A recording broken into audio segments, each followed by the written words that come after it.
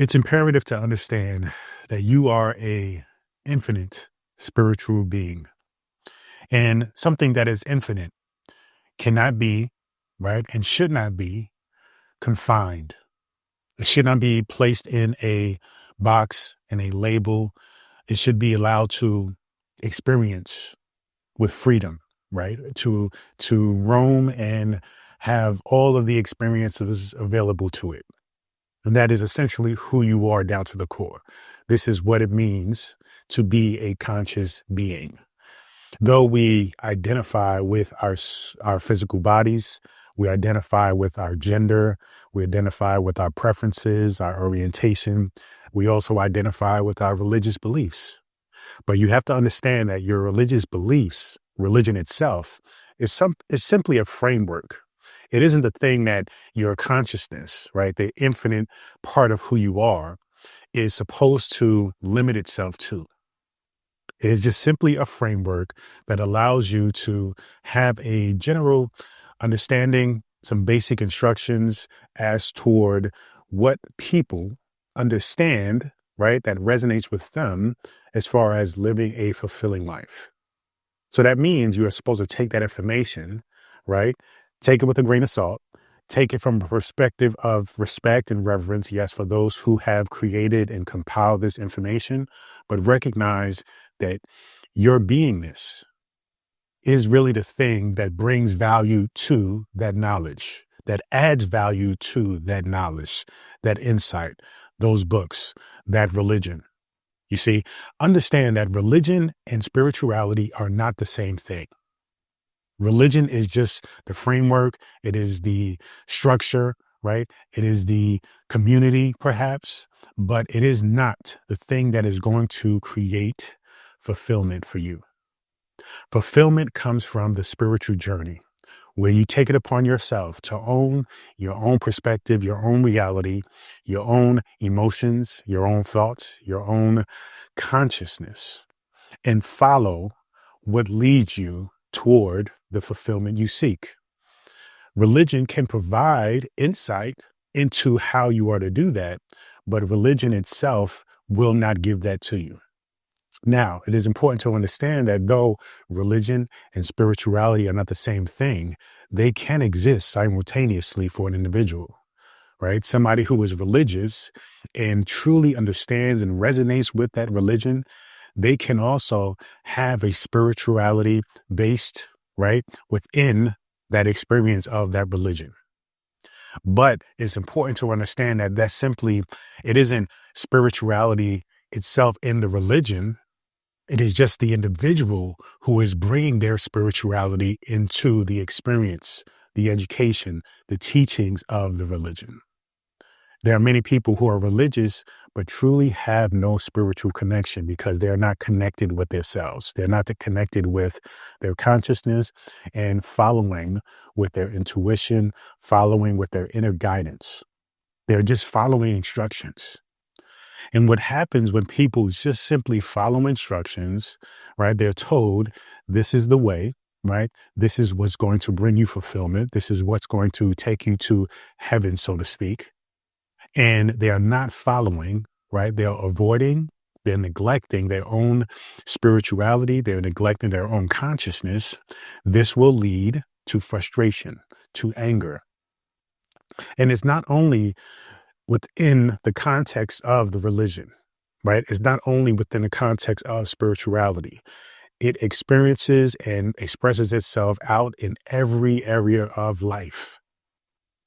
When it comes to understanding the importance of spirituality, you understand that when your spirituality is aligned, or when you're on the journey of aligning it, when you're on this conscious spiritual journey, you really understand the connection between that as the foundation, as the pillar of who you are, and everything else in life follows with where you are spiritually. So if it is relationships, your spirituality affects that, right? If it is finances, your spirituality creates that. If it is health, your spirituality inspires and motivates you to take care of that. You see, and a lot of people take it down to, okay, this is also a religious thing.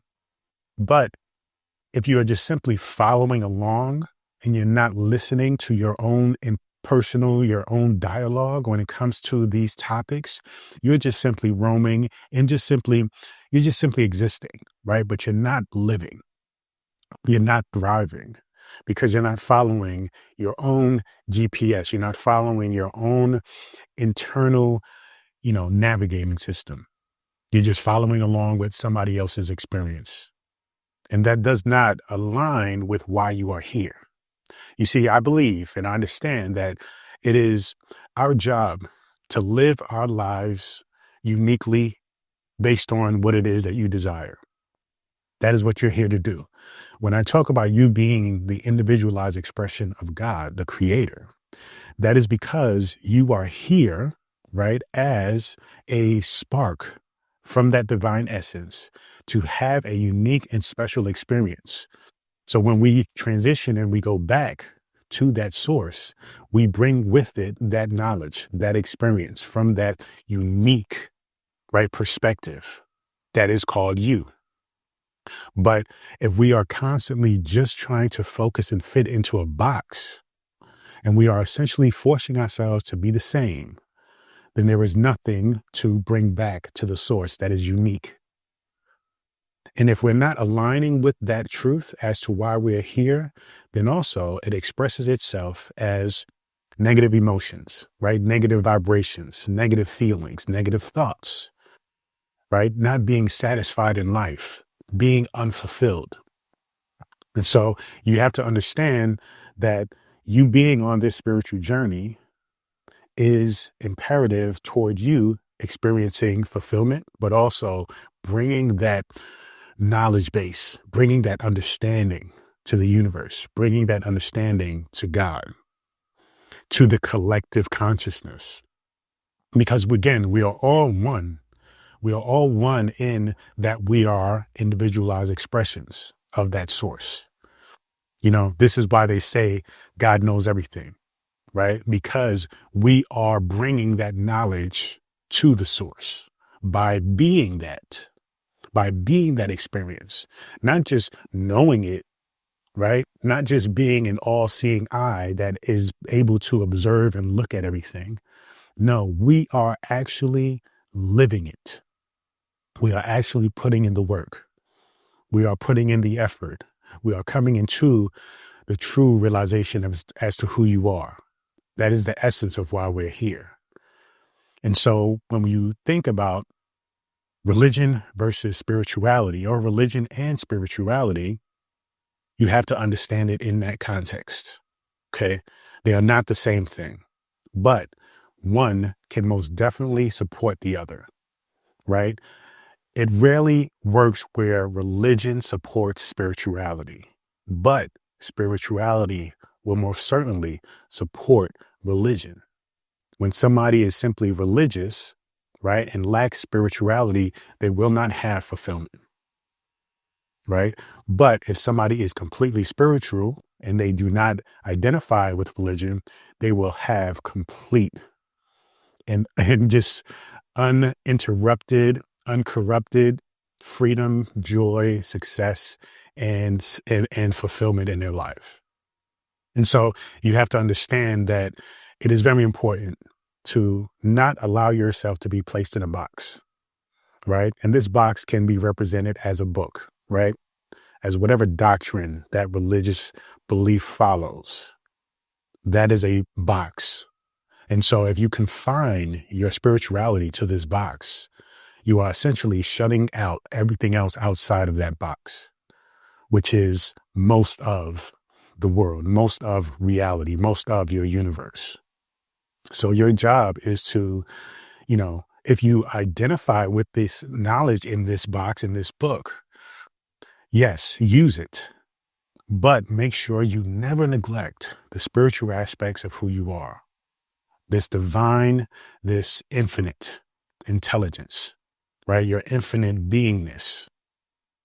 You make sure that comes first. That must take priority. Okay. Because again, if you do not allow that to take priority, then no matter how well you know these doctrines, no matter how much you follow the structure of religion, it will manifest itself in anger. It will manifest itself in frustration, sadness, depression, eventually anger. And that anger will be directed towards everything because you're only looking through the lens of this single box, this book, right? This perspective that truly does not align with you and your spirituality. Now, the good thing about having this experience along the journey, like many of us has had, is that with anger comes an opportunity. With anger comes the opportunity for breakthrough, the opportunity to push past, to see that something isn't right. And because, yes, most people tend to look at the outside world and they judge the outside world, because that, again, is what religion often teaches, is that we are to put judgment, we are to shame, right? But spirituality understands that love is about acceptance. So as you go through life and you are feeling trapped, confined in this box of religion, right? That you have, unconsciously, subconsciously put yourself in, you begin to project anger out towards everything else, not realizing that really it's what's happening within that's causing you to feel this anger, that's causing you to feel this judgment, to feel this shame. And so your objective should be to identify the anger as a symptom of a problem. The symptom is that you are confining yourself to a space that cannot hold you, right? It cannot reach or it cannot captivate the essence of who you are, right? You are too big for that space to be held by the confinements of that box. So your job is to identify where, right, the anger shows up, why it shows up, and therefore you use the anger to break through into a transformational state of leaving or transitioning or transforming your understanding of religion into spirituality, where you allow yourself to be who you are outside of the constraints of what was told to you, what is quote unquote supposed to be when it comes to identifying with a particular religion, right? Anger can be used in a space where it is beneficial, but only for the short term. This is why when you make this breakthrough by using and identifying this anger, you make the breakthrough outside of religion into spirituality, right? But that anger will not continue to be sustainable toward the journey. And it isn't really in alignment with spirituality, right? It is something that is necessary for breakthrough, but in order for you to truly captivate the essence of spirituality, it is no longer sustainable to be angry. The only thing that is sustainable is gratitude. And that is when we often hear the words of gratitude, right? Appreciation, being thankful, because that is the language of spirituality. That is the language of understanding. And so it's important to use anger, but don't hold on to it, right? Make your breakthrough. Leave the realm of this box, the confines of this box, and allow yourself to be free, to be outside of the box. And if you really want to refer to the box, you can, but now you are outside of the box and you have a bird's eye view of all that is and all of the infinite possibilities that all lead to you coming into the understanding as to who you are. That is what this whole journey is about.